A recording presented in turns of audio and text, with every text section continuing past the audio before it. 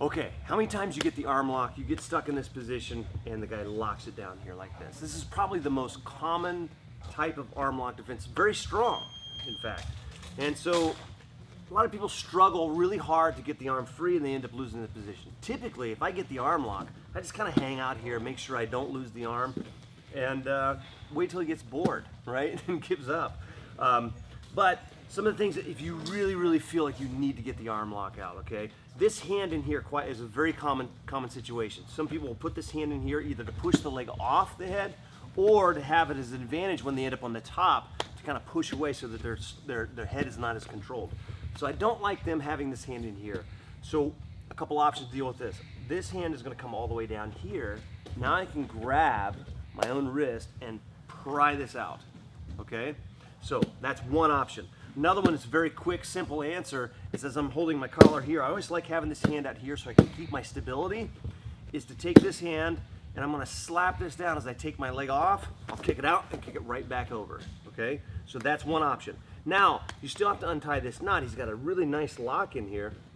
So some of the things that you can do, number one is just, sometimes you can just pull both arms with you. That kind of unties the knot. It's not my favorite, but if you really want the arm out, and you're willing to risk your stabilization arm here, take this arm in, okay, up by the wrist. So wrist to wrist.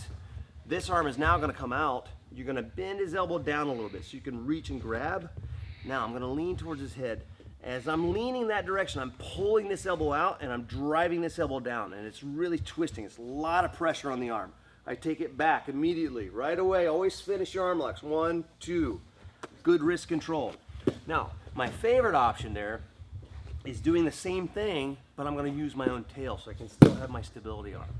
So as I'm here, I'll pull my tail out, hand the tail to this hand, pull it through, lean, pinch the elbow against the elbow. This is up by the wrist. Now I'm going to use my back muscles to pull this direction.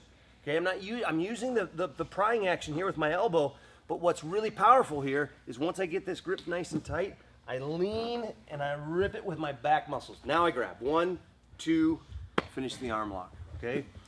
One little bonus technique here for you. This is one I've gone for a lot lately and I like, is using this hand to kind of push this one out, right? Now he's being nice. He's not gonna just let me do this, but this is if he does, great, I'm gonna arm lock it, okay? But sometimes when I push this out, they'll try to find their way back inside. I put my head here. I'll grab the arm and pin this arm here. So just fiddling around and making, trying to get this arm on the outside and to make it, if he gives me this arm, I'll take it. But if I can swim inside, and now I use my head here to kind of trap the arm. And now I take this arm, I hold the elbow, ear to my shoulder, this arm comes around, and I pinch here, okay? So give those a shot, let us know what you think.